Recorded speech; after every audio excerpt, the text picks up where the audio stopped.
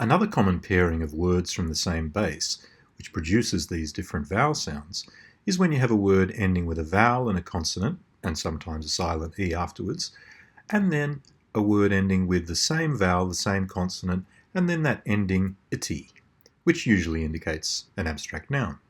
So we've already seen an example of that with civil and civility, but there are several more.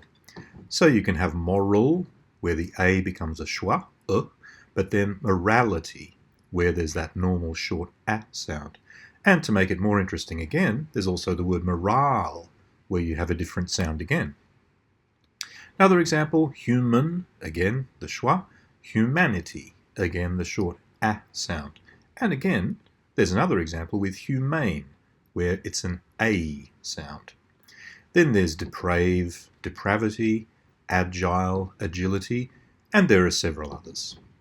So this is another way in which you can demonstrate that the spelling of the base stays the same, even as the vowel sounds change.